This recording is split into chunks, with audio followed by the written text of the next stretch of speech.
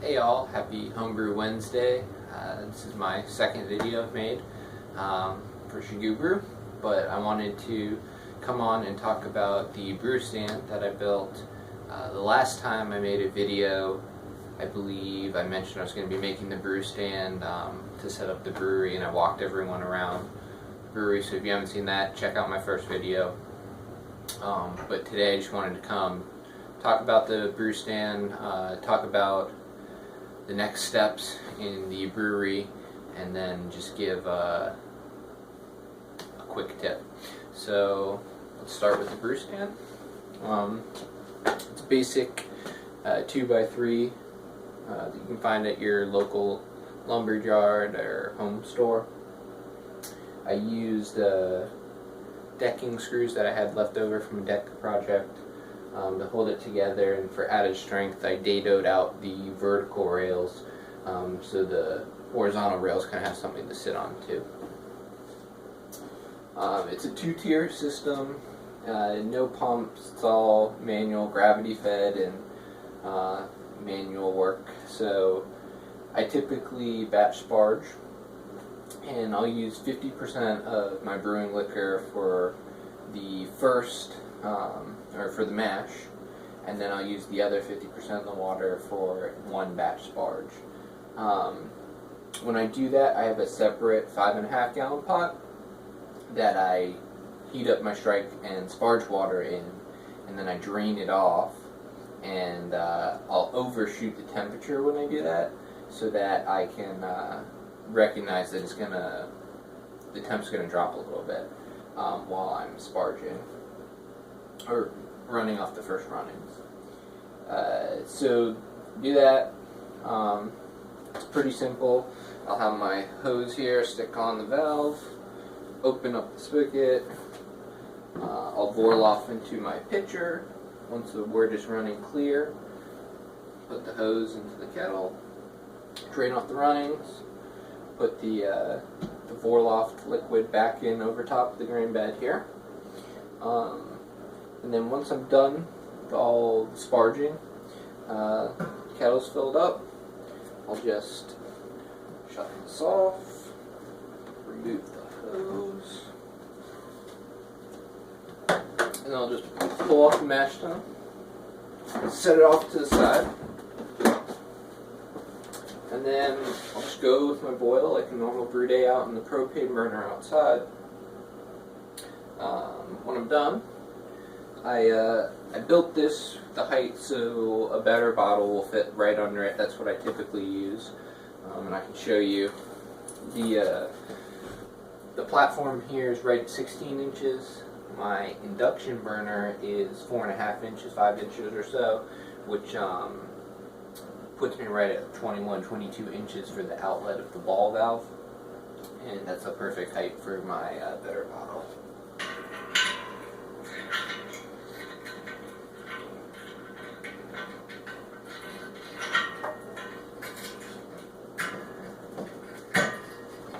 See, I'm not well versed using the quick disconnects there. So yeah, you kind of got to tilt it a little ways and just do this number, drain it on and off. When I'm done, disconnect the camera, pull that out to be cleaned, take my batter bottle over to the fermentation chamber, and it's good to go. It's pretty streamlined, and I think will be an efficient process. I need to obviously figure out what I'm going to do about venting. When I had my electrician install the outlets, put one up there for the fan, so that will be a nice addition. And then I need to figure out what I'm doing with the sink. I had originally purchased a nice like restaurant grade utility sink with a side table. Unfortunately, however, the space in my basement here is not going to be able to accommodate that. So I think I'm going to end up selling that. Hopefully I can get back what I paid for it, and then I'm just going to get one of those plastic like 20-inch by 24-inch utility sinks and place that over on that side next to the laundry tub. I was trying to figure out if there's a way to get it closer, and I'm sure I could, but it'd involve a lot more plumbing related issues, and it'll just be easier to connect everything into the existing plumbing and water that is over by the laundry now. So I will have to drag some stuff over there a little ways, but it's 12 feet, it's not that big of a deal, and it sure as hell beats running up and down the steps or in and outside, because I would usually take everything up into the kitchen before to clean. So that was a real hassle. So anything I have here is going to be much better. I also plan to plumb a water line from that area all the way along this wall and have it feed out over here somewhere, so I'll have access to water to fill up my kettle, and especially a dedicated line to connect to my work chiller. And then I also plan to have another line for the discharge of the work chiller that's going to go and then run into the sink. So I think that will be nice. I won't have to run back and forth when I'm deciding to turn the chiller on. But yeah, that's pretty much it for the stand. I do want to put some sort of a sealer or finish on the stand just to protect it from the moisture. As you can see where the pot is now, it's going to, these upper rails are going to get a lot of moisture. So I want to protect the wood so it doesn't start growing mold or anything. Yeah, so that's pretty much it for the updates on the brewery. I have 2 beers in the keg fridge. They are carbonating up now. This one, the Belgian Golden Strong, I made in December with my friend, and it's at 11%. We kind of overshot our gravity there, so it's definitely strong. And then I have a Pilsner that is lagering at the moment. But for my quick tip for today that I wanted to share with everyone, it's maybe simple, everyone may already know it, but I find it really helps, and it is blue painter's tape. I love to use it, as you can see on my fermenters.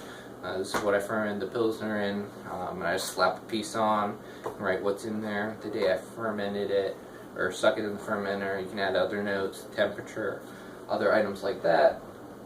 I also throw it on my kegs, which are underneath here, and so I'll throw it into write one and say, oh, dirty keg, you know, so I need to clean that, or maybe I'll clean a bunch, but I'll just leave PBW in them, and I'll write, you know, PBW, or maybe they're completely clean and they're sitting with some star sand in it, and all I need to do is just shake it up, and that just helps, because I know when I first started kegging, and I felt like I was spending so much time cleaning the kegs, and I realized that, hey, I can just make this system, and then I know whether I need to, what step of the process I am, and I don't waste time re-cleaning, because I would always just be like, oh, I don't remember where I was at with this step, I'll just completely re-clean it, and that's just not an efficient use of time. So get yourself some tape, some masking or blue painter's tape, and a Sharpie, and slap it on your kegs, fermenters, so you know what's in them, what was in them, and where they are at in the cleaning process. So yeah, hopefully I'll be back again soon. I might talk about the plumbing once I finish that, and what I decided to do for the ventilation. So stay tuned.